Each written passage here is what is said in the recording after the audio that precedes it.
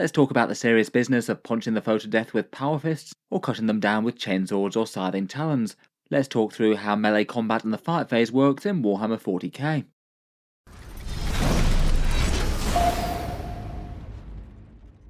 Hello and welcome back to Auspex Tactics, where today we're talking melee combat in 40k 10th edition, with an overview of how the fight phase works, going through the phase blow by blow with the interactions of the different units, and a few things have changed since 9th edition. The fight phase is the fifth and final step in the Warhammer 40k battle round. We go through the command phase, movement, shooting, charge phase and fight phase, and I have made videos on literally all of those so far if you want to find out more. This one's the 7th part in my How to Play Warhammer 40k guide, and I'll leave a link to the full playlist down in the video description if you'd like to check out the others. In any case, in the fight phase, you'll have just followed the charge phase. Any of your units that wanted to get stuck into the enemy at close range will have just charged. We talked about that in the last video. And then in the actual fight phase, you actually come to activating those units, going through blow by blow, and all the units on the board fight. And unlike the shooting phase, it isn't just your own units that are in combat that get to fight, it's also your opponents as well. It means that theoretically, melee units could activate quite a lot more and fight in more turns than shooting units could shoot in, but that is kind of balanced out by the fact that it takes longer for units to get into combat. There's 2 steps for activating your units and attacking the enemy that we'll get onto, but when each unit is activated, you go through 3 steps there. They pile in to get a little bit closer to the foe, they make their actual combat attacks and deal the damage to the opponent, then your opponent removes casualties, and then your unit might or might not be able to consolidate. If it can, it might have some options for pressing the advance further. You go through all the units on the board that are eligible to fight, and then the turn is over. We'll go through all of that sequence in this one. In the next video in the series, I think we'll focus on datasheets and some alternative unit types like flyers and transports.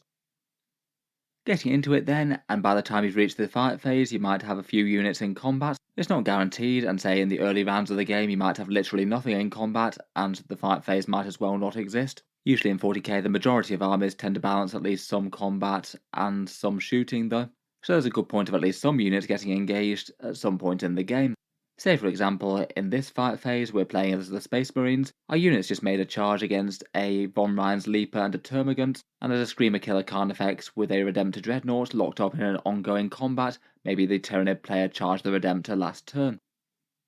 The first question that you have to ask when fighting are which units can activate to fight, and the rules are fairly simple. To activate to fight in the fight phase, you either need to be within engagement range, or your unit needs to have made a charge move earlier in the turn. Engagement range, as is relevant for the movement phase and the charge phase, is within 1 inch horizontally and within 5 inches vertically, so fairly close to the enemy unit if they're all on a level field. The 5-inch vertical distance just makes fighting up and down terrain a little bit more practical to make things like ruins and squads garrisoned in them not just make a unit unchargeable. If you made a charge move, that usually means that you have to have got into engagement range, but every so often there might be situations where you've charged and then by the time you actually get to fight you're not in engagement range anymore. Say for example where 2 of your units charge the same enemy unit and the first one wipes out a bunch of models, then suddenly they're out of range. That means that the charging unit could still activate, they might be able to pile in and still get into combat to fight, or they might not be able to and just consolidate if they're able to do that instead. As mentioned before, those are the 3 steps that you go through to activate each unit in the fight phase. The unit piles in, so moves up and gets in range of the enemy. They then make their melee attacks, and then you consolidate if you can to either engage more enemy units or get onto an objective. Otherwise, all eligible units must be chosen to fight at some stage during the fight phase, even if you don't prioritise them. You can't just choose not to attack whatsoever. And bear in mind that as the fight phase unfolds, there might be sometimes units that were eligible to fight, but then aren't eligible by the time that you reach them. As mentioned, say, if a unit gets wiped out, and then a different unit that was in combat with them now isn't in engagement range anymore, that might mean that they can't strike. Or you might also have the opposite effect as well. Maybe the enemy piles into one of your units that wasn't eligible to fight to start with. That might mean that you can then activate with them later. Going back to this example, and all the units that you can see here are eligible to fight. They're all within engagement range, and the Space Marine Intercessors have made a charge as well. It means that even if, say, some special rule like a vehicle explosion killed the Von Ryan's Leaper and the Termagant, it would mean that they could still be activated if they could do anything useful with their fight phase. The question then becomes, in what order do you activate your units to fight? And in 10th edition the system is a lot less convoluted than the mess it was in 9th. A fairly straightforward 2-step system, where you have units that might have the fights first rule from one source or another, and then the rest of the combats that don't have fights first. That does make quite a lot of sense. In general, the major way that you gain fights first in the fight phase is by charging, so it usually means that charging units will get to strike before the units that they have charged, they gain the momentum. But it's also a rule that might be on some datasheets or some stratagems and things. For example, Lionel Johnson, Primarch of the Dark Angels, Tyranid Lictors, or the Space Marine Judicia. All of those have the fights first rule, so they'll be able to activate in this earlier stage of combat. Say if there was an ongoing combat, they might strike before a unit that doesn't have the rule that they're engaged with. Often things might be nice and simple. Say you've only got 2 units that are in engagement range and they both charge. Usually they're just going to be fighting first compared with your opponent unless they have fights first themselves. No big complexity there. But if both you and your opponent do have units that are fighting at the same step, you instead alternate the units, and it's the non-charging player who gets to activate the first unit, which is really quite powerful. So say the controlling player whose turn it is, they hadn't made any charges but they just had 3 different units in ongoing combat. It'd be the opponent's turn to choose the unit that they wanted to activate first, then go back to the player whose turn it is, then go back to their opponent once more, so all surviving units had fought. It works the same if you had a bunch of charging units charging into a bunch of fights first units. Often the biggest deals for this are the first combats that get selected, as they're often going to be the most important. One of the scariest things is that if you have an enemy with fights first, if you charge a unit into them, it usually means that your opponent is going to have the opportunity to activate that unit before you get to. It can make those units intimidating to take down. It also means in ongoing combats, it'll be the non-charging player who gets to attack first, so that could give you a bit of an advantage to the person whose turn it isn't, and might be a bit more of an incentive to either fall back or countercharge with something different. Maybe not the single most intuitive set of rules in the game, so here's another example just a little bit different from the first. Here we've got 2 small 2-man squads of intercessors, one of them charging a unit of termagants, and one of them charging a single von Ryan's Leaper. Next to them we've got an ongoing combat with that Redemptor Dreadnought slogging it out with the Screamer Killer Carnifex. For order of operations here, there's 3 units that have fights first. The Space Marine Intercessors get it for charging, but also the Tyrannid's von Ryan's Leaper that also has fights first itself, and because he's the non-charging player, he'll be able to activate that first and hopefully have an attack against the Space Marines next to him. Then after that, it'll be the 2 units of Space Marines, in whatever order the Space Marine player chooses. They're the only other units with fights first, so you do the rest of them before moving on. Any of them that survive will be able to hit back the von Ryan's Leaper, and then the other one will be able to hit the Termagants back. Then you move on to any units fighting in the normal order of operations, and as before, it'll be the non-charging player who gets the option to pick the first one. The Tyrannid's player in this instance should pick the Screamer Killer Carnifex. They could select the Termagants first, but that will be a bad idea. They've already been attacked, whereas the Screamer Killer hasn't. If they selected the Termagants first, the Screamer Killer might get hit very hard by the Redemptor Dreadnought, and it might even kill it, so you definitely want the chance to get the Screamer Killer's powerful melee in before the enemy gets the chance to retaliate. After the Screamer Killer has fought, it alternates, so it will be the Redemptor Dreadnought next, and then finishing up with the Tyrannid's last unit, those Termagants, if any of them happen to survive against the Space Marines that charge them. Basically, the biggest tactical decisions that you have to make here are which are the most important units that get to fight before each other. Sometimes it might be really obvious, some less so. You might need to decide which of the combats is most important to get your damage in first before the enemy gets to strike you back. Say in this situation, if it was the Space Marine player's turn to pick a unit, it'd be far better to pick the Redemptor Dreadnought than the Intercessor under normal circumstances. It's just a bigger and more important combat to try and kill the Tyrannid monster rather than just one lowly trooper. Plus the Tyrannid Termagant has got very little to no chance of taking out the Intercessor anyway unless it's wounded, so they wouldn't really care about fighting first there. Sometimes it could be less obvious though. A smaller combat between troops might actually genuinely be more important if it's, say, fighting over a key objective that's going to be pivotal to the game, even if the opponent got the upper hand in a big monster fight somewhere that wasn't quite as relevant. Finally, I think worth mentioning at this stage is the counter-offensive stratagem. This is one way that you can interrupt that previous order of events. A 2 command point stratagem that either player can use in the fight phase, and it essentially allows you to fight next with one of your units directly after an enemy unit has fought, whichever stage you're at. It's perhaps going to be most commonly used when you've got your opponent's units and they charge 2 of your important units in different places. That means that often your opponent is going to be able to select the first charging units to strike first, and then the reactive player could use this stratagem to fight next with the other unit and interrupt the normal sequence of events and get the jump on the charging unit rather than the other way round. It can be really quite big to get your melee damage in compared with your opponent getting theirs in first, It's perhaps going to be most important if both units could feasibly kill the other one. In the absolute best case scenario, you interrupt for 2 command points, kill the enemy unit, and also save your unit from being killed as well, so it can almost be like a double swing there. Really quite an important stratagem, though maybe a somewhat pricey one at 2 CP. So let's talk about the process of actually activating your units then when they get to fight. Each time you activate any individual unit, that unit goes through all 3 of these steps of the fight phase: pile in, make melee attacks, and consolidate, and you do all of those before you move on to a next one. You don't say pile in with all your units, then fight with all of them, then consolidate with all of them. It's one unit running through all 3 at the same time. First up, we've got the pile in step. This is basically a little bit of extra wiggle room movement to try and get your squad maximally into melee most of the time. You don't actually have to do this, and it's all completely optional if you don't want to. But a lot of the time I think it is going to make sense to make sure that your squad's maximally engaged and gets as many bodies into combat as possible, which will mean more attacks. The rule is that each one of your models can move up to 3 inches. If they have the option to, they need to be able to get into base-to-base contact with an enemy model if possible. If that isn't possible though, then they just must instead end closest to the closest enemy model, not just the closest enemy unit, but you actually need to look at the individual model in that unit that's closest to your model and try and move them closer to that. Sometimes that can lead to some weird situations, such as having to move towards another enemy unit and engage them if you want to pile in.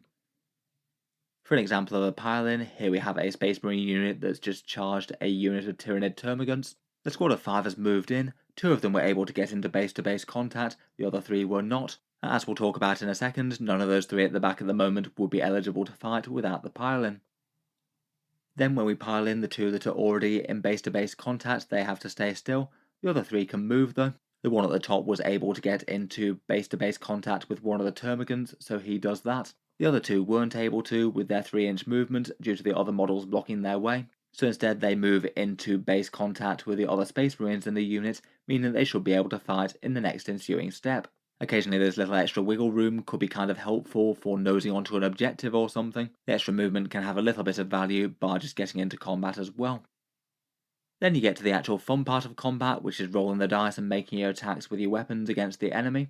And to have your model eligible to actually be able to swing at the enemy unit and not be too far away, you need to satisfy one of these 2 criteria. First of all, if you're within engagement range, so 1 inch horizontally and 5 inch vertically, then you're eligible to swing just from the first place. Say the Space Marine on the top right, he's within engagement range but not in base-to-base contact, as will all the other ones be that are actually in base-to-base, as obviously that's less than 1 inches.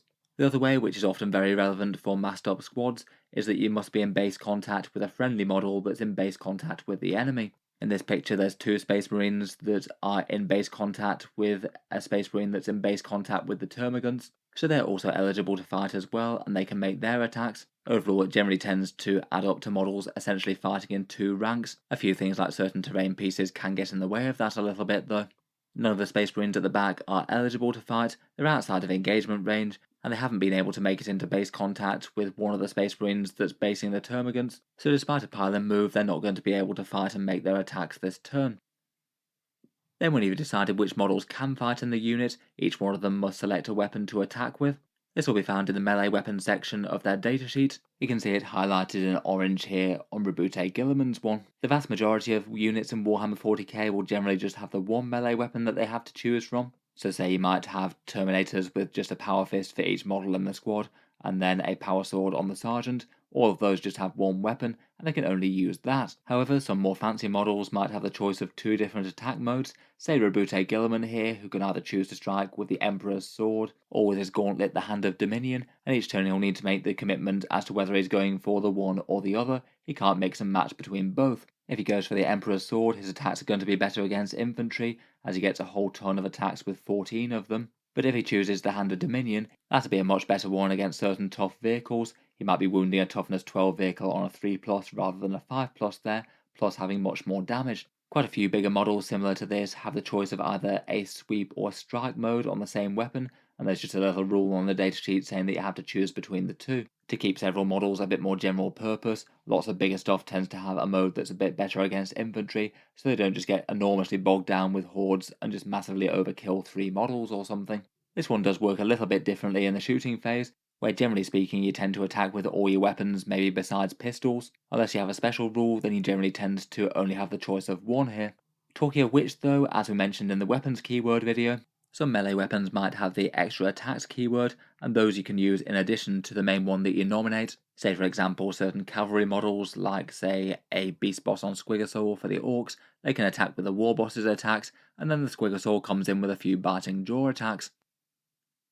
Then when you've selected your weapon, each model in your unit needs to allocate their attacks to one enemy unit. It might mean that if you're in a big combat with multiple different units, some models in your squad might only be able to attack one enemy unit, and some might only be able to attack the other. The rules for this are just the same as who can fight. You either need to be in an engagement range or within base contact of a model in base contact, and if you fulfill either of those, then you can allocate the attack against any enemy units that you fulfill those criteria for. Each model also has the opportunity to split their attacks if they'd like to. In this example, Gilliman's in combat with a Tyrannid Termagant and a Screamer Killer Carnifex. Say he chose the Emperor's Sword attack, he could choose to allocate 12 of those attacks towards the big nasty Screamer Killer Carnifex and 2 of them towards the Termagant, as it's much less of a threat, but he still wants it dead and not tying him up. He would need to fully decide which way his attacks are split though before you get to fight with them. He can't roll a few and then decide the rest later. So you would have to kind of gauge exactly how many attacks need to be split either way if you've got some big choices. If for whatever reason there's no longer any eligible units that the model can fight, you just skip the step and proceed to consolidation. And notably in the 10th edition core rules compared with the 9th edition ones, there's no restriction on charging units only attacking the unit that you're charged anymore. It means that they do have the potential to allocate attacks to other units that they might have piled into, for example. Then when you make attacks, the process is kind of similar to the shooting phase. It's the same process of roll to hit, roll to wound, the opponent rolls saving throws, and maybe any feel no pain type saves. If they fail a bunch of saves, the opponents might lose casualties if enemy models move all their wounds, and then they get removed from the table. Besides deciding who's eligible to fight and selecting weapons, the process is very similar to the shooting phase, so feel free to check out my video on that one, which I'll link down into the video description. That delves a bit more into hit rolls, wound rolls, and saving throws, and the ways that they can be modified. There are perhaps a few things to think about for the fight phase though. I'd bear in mind that if you're attacking with a unit, then all attacks are essentially thought to happen basically simultaneously.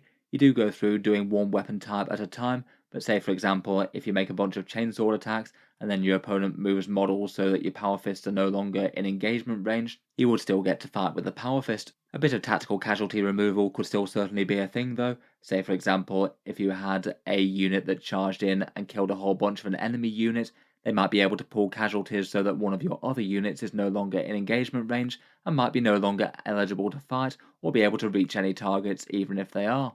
Perhaps another slightly common question is where opponents can take casualties from, and they can take casualties out of the whole unit, not just out of the ones that are within eligible to fight range. So as with shooting, you do have the potential to lose basically the entire unit in an attack, even if some of them are really quite far back from the action, provided your unit is engaged. The distance in which you're eligible to fight is just relevant for the units that are attacking the unit, but you're not just limited to taking casualties from there. Otherwise, perhaps one of the bigger differences between shooting and melee are cover saves, which are really quite easy to get in 10th edition. For the most part, terrain isn't super relevant when you're actually fighting. There might be a few rules for things like barricades and things, but you won't be getting bonuses to your saving throws for being in cover, and that can make certain units a bit easier to kill in combat compared with shooting. Then finally, to wrap up the action is a quite important step afterwards that sometimes people forget. After you've fought with your unit, rolled all the dice and the opponent has removed any casualties or taken any wounds, you then have the option to consolidate, which can be quite powerful and pretty big in certain situations. This is kind of similar to pile in, though maybe a little bit more restrictive, and it's basically a little bit of optional follow-up movement that you can do with your unit, but something that could be quite helpful for messing with the enemy or getting your squad where they need to be.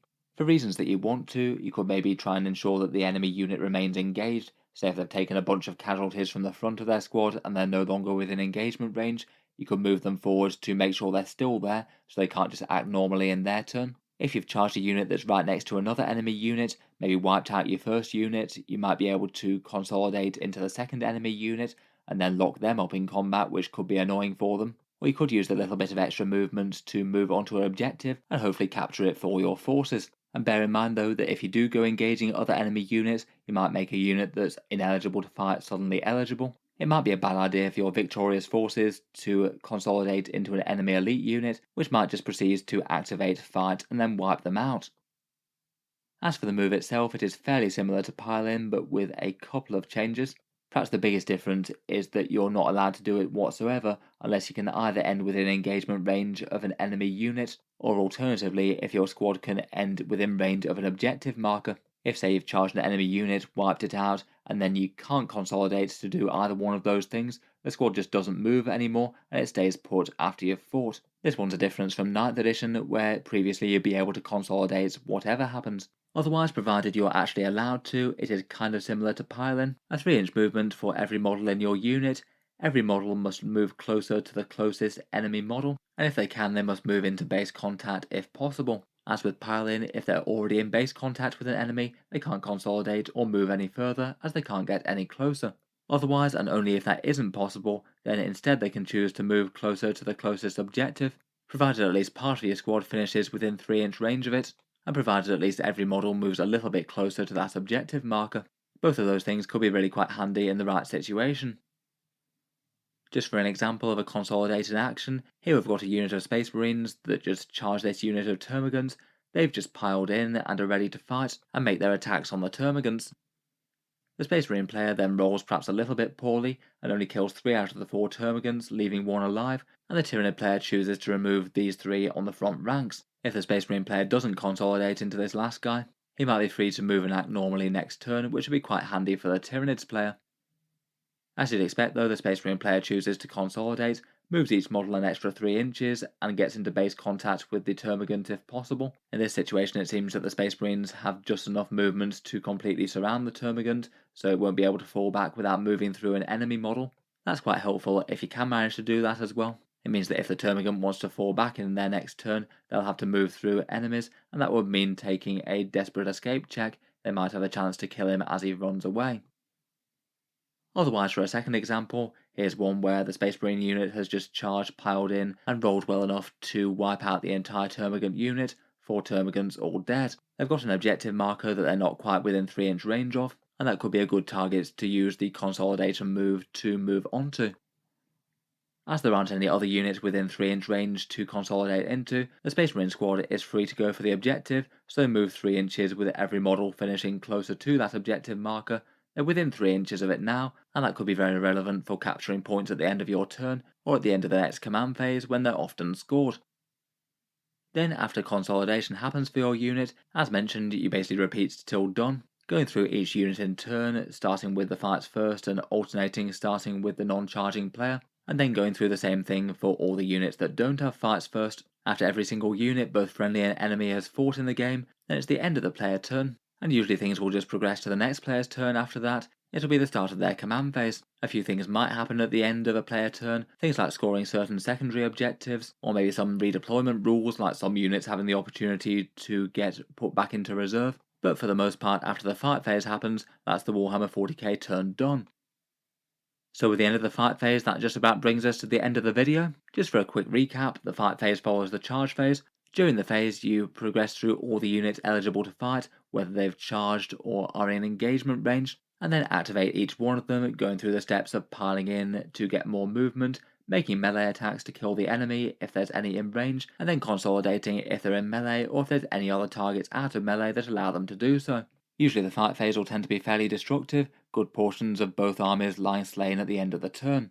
As mentioned, if you have enjoyed the video, then feel free to check out the rest of my How to Play Warhammer 40k series. I'll leave that links down in the video description below. And as mentioned, I think for the next one I'll go through datasheets and some unit types like transports and flyers, so feel free to subscribe to Auspex Tactics or stay tuned if you'd like to see that.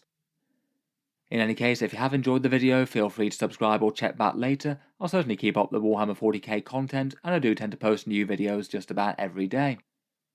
Finally, if you have been enjoying all the videos on the channel, I would just like to mention that Auspex Tactics does have a Patreon page as well, and you can find that linked in the video description if you'd like to help support the channel and keep these videos coming. Channel patrons do get a few advantages, seeing certain videos early, regular votes to see what sort of things happen next on the channel, and automatic entry into the regular prize giveaways with a chance to win some big model kits each month. If any of that sounds good to you or you'd just like to help support, the link is down in the video description. In any case, a massive thank you for listening, and I'll hope to see you guys next time.